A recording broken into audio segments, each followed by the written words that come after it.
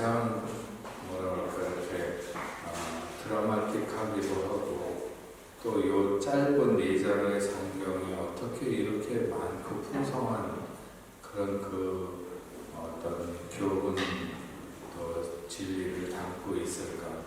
사실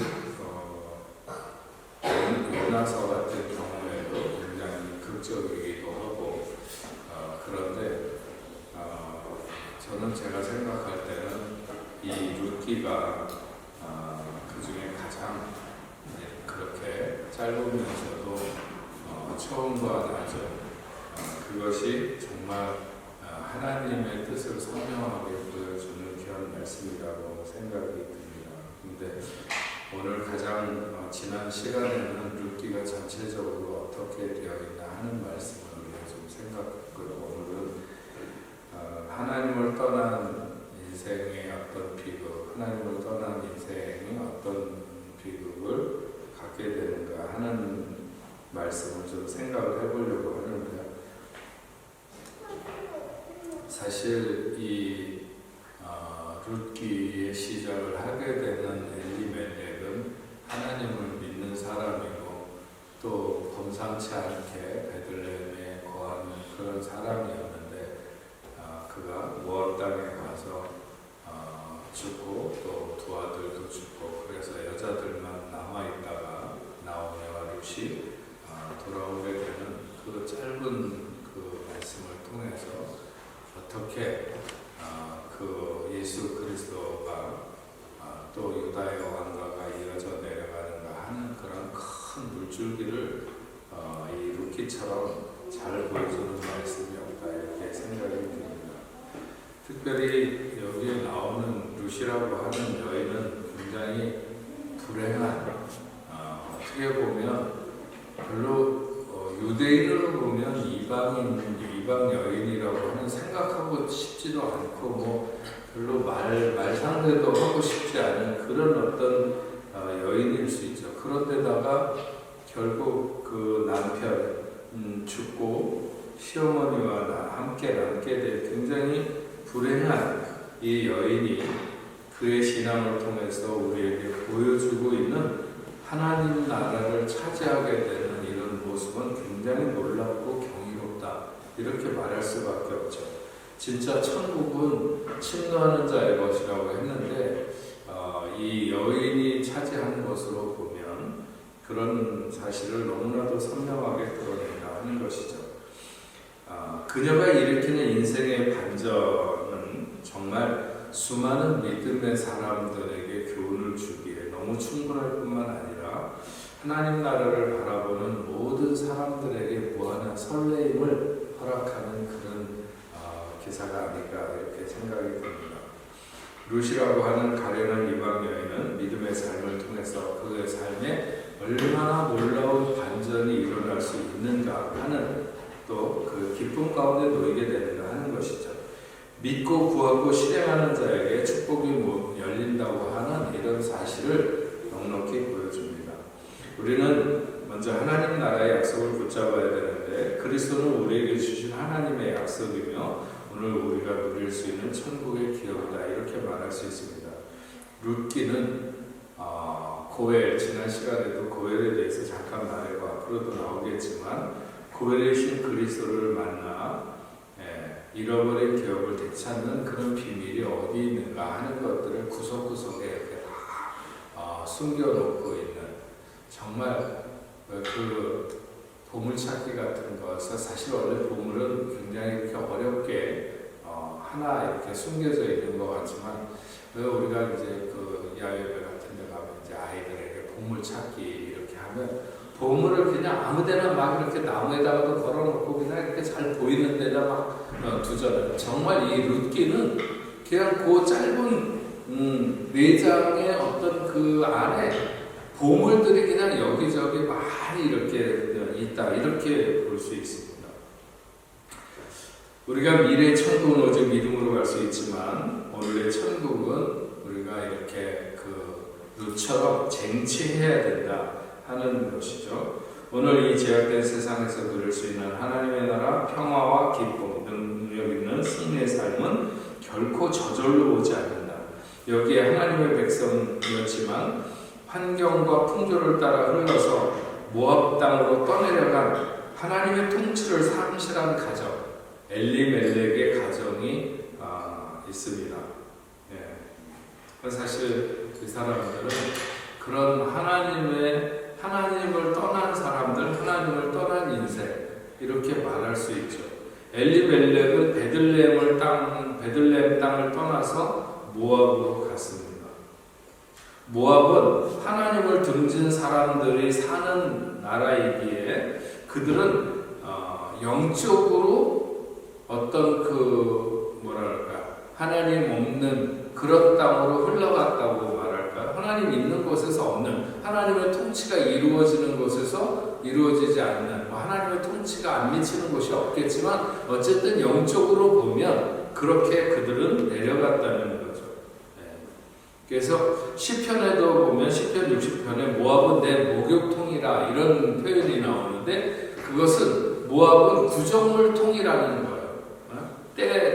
때물이 있는 그런 구정물통이다 이렇게 말하는데, 모압이라는 그 족속이 어떻게 생기는지에 대해서는 우리가 알고 있듯이 아브라함의 조카 롯이 그의 딸들과의 관계에서 어떤 딸이 아버지와 더불어 어떤 그 관계를 가져가지고 시작되는 굉장히 하나님의 뜻이 아닌 악하고 음란한 혈통이라고 말할 수 있죠. 쾌락과 음란한 우상을 섬기는 소돔의 영적 후예들, 그런 사람들이 바로 모압 사람들이다 이렇게 말할 수 있습니다. 그래서 오늘 말씀을 보면 사사들이 치리하던 때에 그 땅에 흉년이 드니라 이러면서 하는데, 이스라엘이 여호수아의 인도하에서 가나안을 정복한 이후에 이스라엘 초대왕 사울이 나라를 다스리게 되는 시기까지 약 350년간을 사사시대라고 이렇게 얘기를 합니다. 그때 이스라엘 백성들을 다스리는 자는 왕이 아니라 사사들이 이렇게 삼손이라든지 이렇게 여러 사사 입다라든지 사사들이 기드온이라든지 이런 사람들이 그 시대마다 나타나가지고 이렇게 이스라엘 백성들을 다스렸습니다. 전쟁이 나면 그들은 구원자가 되고, 평소에는 백성들을 재판하는 재판장이기도 하고 스승이기도 하고 지도자이기도 한 사람들이 사사들이었어요. 근데 그 사사 시대를 대표적으로 우리 얘기하는 게 뭐예요? 21장 25절에 그런 말씀이죠. 그때 이스라엘의 왕이 없으므로 사람이 각각 그 소견에 오른 대로 행하였더라. 사사 시대를 가장 대표하는 말이 뭐냐면 자기 소견에 오른 대로 행하더라 하는 거예요. 대부분의 많은 시간들을 사사의 뜻을 따라서 하나님의 뜻을 존중하면서 살기도 하지만, 그러나 대부분의 많은 시간들을 보면 사람들이 각각 자기 소견에 오른 대로 행하였더라. 이게 굉장히 우리가 내 소견에 오른 것이 정말 옳은 것이라고 이렇게 생각을 하면서 고집세게 살아가려고 할 때가 많은데 굉장히 위험하죠.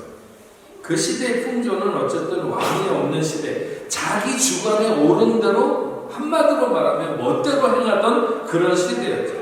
하지만 여러분, 우리가 그리스도인이라고 하는 게 뭘까요?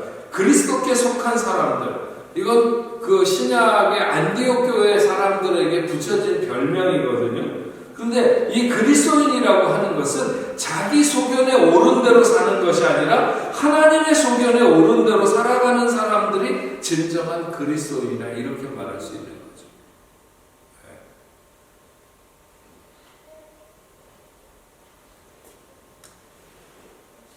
하지만 오늘 우리 이 시대를 보면요, 하나님 말씀대로 살 수 없는 것을 당연히 여기는, 어떻게 하나님 말씀대로 살 수가 있어? 이렇게 그냥 쉽게 말해버리는 그런 시대라고요.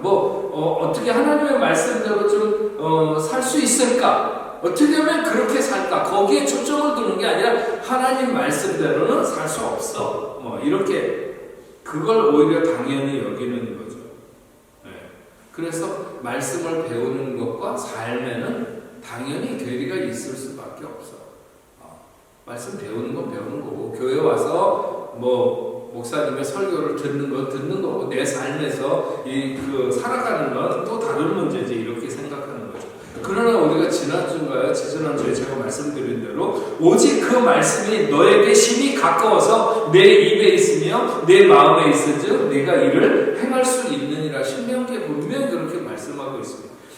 너 말씀이 가까이 있다. 충분히 우리가 행할 수 있도록 행할 수 있는 그런 말씀, 우리에게 이미 들려져 있고 쉽다는 거예요. 쉽다는 거예요. 행할 수 있다. 그 마음의 욕망과 자신을 사랑하는 자가 자기 주장만 있기 때문에 말씀을 행하지 않는 거죠. 요한일서 5장 3절에는 하나님을 사랑하는 것이 이것이니 우리가 그의 계명을 지키는 것이다. 그의 계명들은 무거운 것이 아니로다. 이렇게 말씀하고 있습니다. 진정한 제사는 순종이죠. 순종하는. 사무엘상 15장 22절에 순종이 제사보다 낫고 듣는 것이 수양의 기름보다 낫다. 우리가 수도 없이 교회를 다니면서 반복해서 듣는 말씀이죠. 엘리멜렉은 자신에게 기근이 오고 환경에 어려움이 오자 자연스럽게 세상적인 방법을 쫓아서 모압으로 데려갔어요. 이게 이제 문제인데, 기도하지 않는 사람, 문제 앞에서 하나님을 찾지 않고 자기의 감정대로 판단하거나 행동하는 자는 사사기의 많은 사람들처럼 그 시대의 풍조를 쫓아서 어떻게 한다고요? 자기 소견에 오른 대로 행한다는 거예요. 우리는 늘 말씀인가 내 소견인가, 사람은 저마다 옳다고 판단하고 행동하게 되는데 결국 말씀을 떠나는 것은 하나님을 떠나는 것으로 이어질 수밖에 없습니다. 말씀을 붙든다는 것은 하나님 앞으로 자꾸 가까이 간다는 거예요.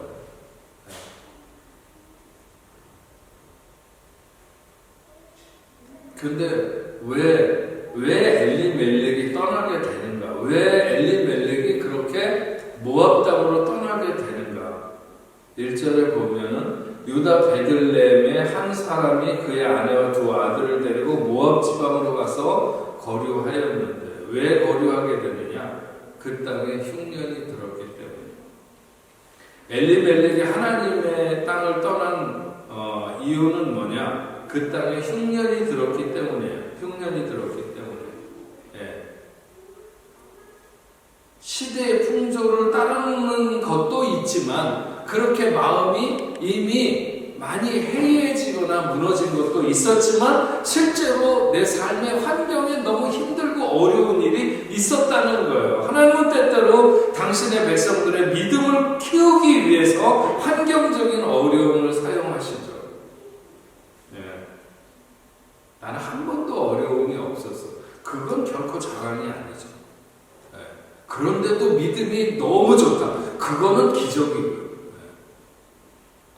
인생이 그렇게 어려움 가운데 놓일 때 그것을 통해서 우리의 믿음이 상승하도록, 바람이 불어야 독수리가 날개를 필 때 높이 날아오르게 되는 그런 거와 비슷한 거죠.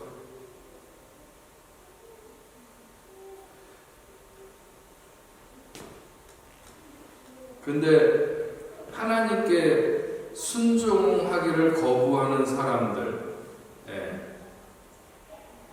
참된 믿음은 풍년의 때가 아니라 흉년의 때에 오히려 알 수 있는 거죠. 우리가 하나님에 대한 믿음은. 그래서 항상 그렇게 어려움을 만나신 분들에게도 늘 얘기하는 거예요. 지금이 절호의 기회다. 지금이 당신의 태도가 하나님 앞에서 어떤 자세를 가질 것인가 하는 것을 결정하는 가장 중요한 시간이다. 그런 얘기를 항상 하죠. 암이 걸렸다고 해서 막 병원에 찾아가가지고 멀쩡하고 너무 그렇게 밟고 그랬는데 어느 날 암이 걸렸다고 해서 병원에 딱 누워있을 때 가서 할 수 있는 제가 생각이 나는 건 지금이야말로 집사님이 하나님 살아계시면 지금까지 하나님 믿는다고 하면서 온 것을 가족들에게나 주변에 있는 사람들에게 비로소 드러낼 수 있는 가장 절호의 기회다. 집사님이 지금까지 믿은 하나님, 그 하나님이 진짜 하나님인 것을 드러낼 수 있는. 그래서 참된 믿음은 풍년의 때가 아니라 흉년의 때에 오히려 알 수 있다는 거예요. 모든 것이 궁핍하고 곤란할지라도 하나님의 약속을 믿고 있다면 그동안의 삶의 방식이나 삶의 현장을 떠날 수는 없는 거죠. 네. 세상의 보호가 중요하겠습니까? 하나님의 보호가 중요하겠습니까? 물질의 풍요를 더 쫓을 것인가? 믿음의 풍요를 쫓을 것인가? 요한복음 15장 5절 말씀에 보면 나를 떠나서는 너희가 아무것도 할 수 없느니라 분명히 그렇게 말씀하고 있습니다. 그래서 우리는 예수 그리스도 안에 사는 것으로 항상 만족을 누릴 수 있어야 해요. 비록 그것이 세상 사람들 보기에는 여러 가지로 어렵고 힘든 것 같고 실제로 내 삶에도 여러 가지 어려운 문제가 있어도 마찬가지죠.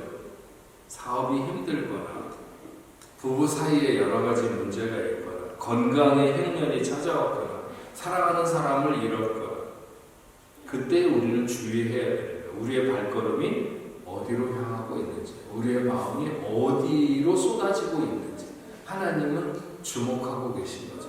그런 순간에 그렇게 사업이 안 되고 아니면 좋아야 되는 관계가 굉장히 힘들거나 건강도 자신을 잃게 되거나 아니면 사랑하는 사람도 곁을 떠나거나 하는 여러 가지 그런 힘들고 어려운 일이 있을 때 우리는 우리의 마음은 어디로 흐르고 있는가? 우리의 발걸음은 어디로 향하고 있는가? 하나님은 지켜보고 계시는 거죠. 그렇게 시험 당할 즈음에 모압 땅으로 피하는 사람이 있었던 거죠. 모압 땅. 베들레헴. 베들레헴은 나중에 이제 설명이 나오겠지만 떡집이라고 하는 떡이라는 게 뭐예요? 성경에 나오는 떡이라는 예수 그리스도는 생명의 떡이잖아요. 예수님이 어디서 태어나요? 베들레헴에서 태어나시잖아요. 그렇게 정말 축복의 어떤 그 땅, 그 베들레헴에서 저주의 땅, 우상 숭배의 땅 모압으로 옮겨가는 거예요. 많은 그리스도인들이 좋을 때, 형통할 때는 매우 성실하게 신앙생활을 하는 것 같다가 급해지면 하나님을 찾지 않고 모압을 서성거리는 거죠. 모압으로 자꾸 내려가는 거예요. 평소에 가증히 여겼던 불순종과 우상 숭배, 불신의 땅에서의 잠시의 위로를 찾고 안식을 얻기 원하는 이런 것들이 통상적으로 좀 더 견고하지 못한 사람들, 하나님을 떠난 인생들의 어떤 비극이나 슬픔이라고 말할 수 있는 것입니다. 그런 일이 오게 되면 이럴 때는 하나님 이번 주일만 빼먹겠습니다. 이번 11조만 좀 이해해 주시면 좋겠습니다. 한 번만 거짓말 하겠습니다. 잠시만 봉사를 쉬면 어떻겠습니까? 이런.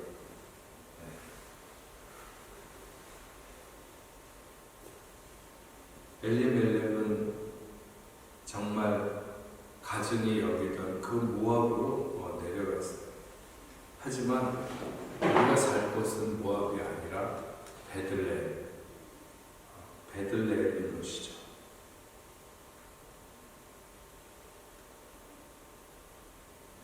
이 절 말씀을 보면 그 사람의 이름은 엘리멜렉이요 그 아내의 이름은 나오미 그의 두 아들의 이름은 말론과 기련이니 유다 베들레헴의 에브라 사람이다. 그들이 모압 지방에 들어가서 거기 살거니 이렇게 말하고 있는.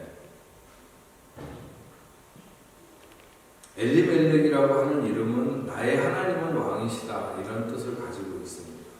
근데 그 삶은 어떨까요? 이름과 정반대로 자기가 자기의 삶의 왕이 되어서 가운데서 자기 소견에 오른 대로 살고 있는 그런 삶을 살았습니다. 나오미는 우리가 잘 아는 대로 기쁨이라고 하는 혹은 사랑스럽다고 하는 사랑스러운 그런 뜻을 가지고 있는 거죠. 그러나 그의 모압에서의 삶은 아름다움과 달리 괴로움, 그래서 나오미라고 하지 말고 마라라 해라. 괴로움이라고 불러라. 나중에 베들레헴에 돌아가고 사람들이 나오미 그러니까 그렇게 자기 이름을 나오미라고 부르지 말고 마라라고 불러달라. 네. 우리의 믿음이 입술에만 있다면 그러면 아무런 능력을 나타낼 수 없는 거죠. 이사야 29장 13절 말씀에 보면요, 이 백성이 입술로는 나를 존경하여도 마음은 내게서 멀도다 하는 말씀이 있어요. 우리가 입술의 기도만큼 삶에도 힘써야 될 줄로 믿습니다. 우리가 말씀에 아멘하면 그만큼 살아가는 삶이 뒤따르는 게 좋죠. 주님이라고 부르는 만큼 종으로 순종하는 삶을 우리가 살아가고 있는가. 우리가 가진 직분과 그 다음에 우리의 위치 이런 것들을 따라서 잘 감당할 때 아름다운 삶이 되는 것입니다. 그냥 집사라고만 하더라도 집사가 뭐예요? 봉사자라는 뜻이거든요. 종이라는 의미이죠. 성도란 구별된 깨끗한 하나님의 소유된 무리를 가리킵니다. 그리스도인이란 자기 십자가를 지고 예수 그리스도의 길을 따라가는 제자들을 말합니다.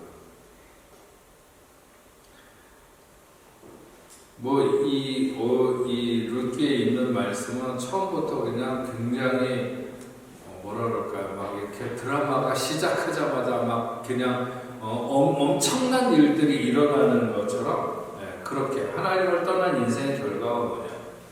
엘리멜렉이 죽었다는 거죠.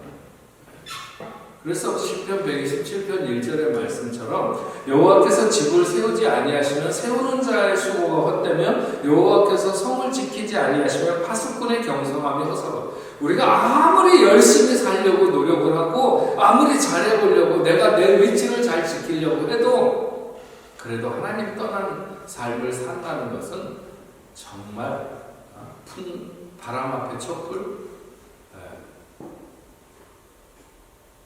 바람 앞에 촛불. 엘튼 존이 무슨 저기 영국 죽었을 때 불렀던 그게 바람 앞에 촛불이고 그런 거 비슷해요. 어쨌든 엘리멜렉만 죽었습니까? 자식을 이방의 처녀들과 결혼시켰는데 그들도 죽었어요.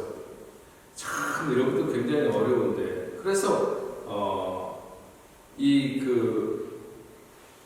남편이 죽었을 때까지만 하더라도 그래도 부인이 나오미가 자식들 바라보고 사람 다 죽으니까 남편이 좀 일찍 죽기는 했다고 하더라도 그래도 장성한 아들들을 이제 저기 하니까 그 아이들에게 이렇게 손주도 나오고 그러면서 살리라 이렇게 생각을 했는데 그 자식들마저 둘 다 죽은 거죠.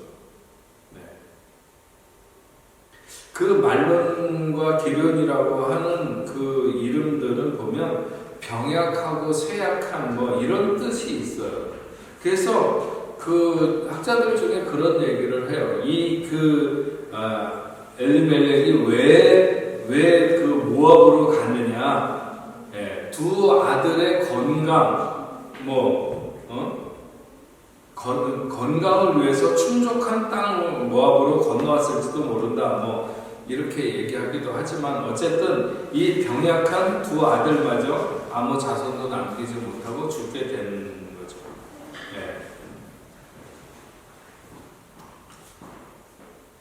세상 살아가는 사람들 중에는 자녀가 우선인 사람들도 꽤 많습니다. 그래서 신앙마저도 그 자식들 앞에서 다 버리는, 결국 그것은 다 잃게 되는 길입니다. 우상은 하나님의 가증이 여기는 것이죠. 시리아 번역 성경으로 보면 5절에 나와 있는 말씀 있잖아요. 거기에 말론과 기름 두 사람이 다 죽고 그 여인은 두 아들과 남편의 뒤에 남았더라 이렇게 했는데, 그것을 뭐라고 번역했냐면 그들이 이방인 아내를 얻어서 율법을 어겼기 때문에 그들의 날수가 단축되었더라 이렇게 번역이 되어 있다고 해요. 그리스도인은 그리스도 밖에서는 절대로 생명과 평안이 있을 수 없습니다. 그리스도 밖에서는 어디를 가도 진정한 평안이란 없습니다. 너희가 나를 떠나서는 아무것도 할 수 없다고 하는 말씀이 바로 그것이죠. 네. 그래서 오늘 우리가 오늘 그 1장 앞부분에서 우리는 늘 하나님의 음성을 들어야 한다는 것입니다. 하나님의 자녀들을 하나님이 간섭하시는 것 같고 때로는 괴롭히시는 것 같지만 그것은 우리를 자녀 삼으셨기 때문에 때때로 그런 어려움 가운데 두신다는 거죠. 그래서 우리가 하던 일이 잘 안 되든지 이 하는 일마다 꼬인다든지 괴로운 일이 자꾸 생긴다든지 나오미처럼 자기가 정말 믿고 있었던 사람이 떠난다든지 애지중지하던 자식이 오히려 자신을 더 힘들게 한다든지 이럴 때일수록 우리는 분명히 더 하나님에 대한 확신을 굳게 해야 됩니다. 하나님은 우리 곁에 계십니다. 하나님의 돌아오라는 신호를 알고 베들레헴으로 돌아가는 것만이 회복으로 나서는 것이죠. 그래서 우리는 항상 어려울 때일수록 은혜의 보좌 앞으로 담대히 나가야 됩니다. 어려울 때일수록 은혜의 보좌 앞으로 나가야 됩니다. 여러분 그 옛날 이렇게 추수하거나 가을에 뭐 할 때 보면 키질하는 거 있잖아요. 키 이렇게 쫙 쌀 같은 거나 벼나 뭐 이렇게 공중으로 던졌다 쫙 하면 쫙 떨어지는데 그거 키질을 하면 할수록 알곡은 자꾸 안으로 들어오고 그 쭉정이는 밖으로 자꾸 나갑니다. 우리 애를 조금 했을 때 이렇게 집에서 막 그렇게 막 그러면 그래도 아버지 제가 어딜 가요? 나는 안 돼요. 아버지밖에는 어디 갈 수 없어요. 막 그러고 이제 아버지한테 더 오면 좋은데 이놈이 빤스만 입고 이렇게 나가라고 그런다고 문을 막 열고 이렇게 나가려고 그러면 화가 더 나는 거죠. 저놈이 미쳤나? 지가 나가서 어떻게 하겠다고 나간다는 거야. 그런데 물론 아버지가 막 화가 나갖고 그러니까 빤스만 입고 나가지만 그 나가가지고는 살 수 있는 길이 없는 거죠. 안 나가야지.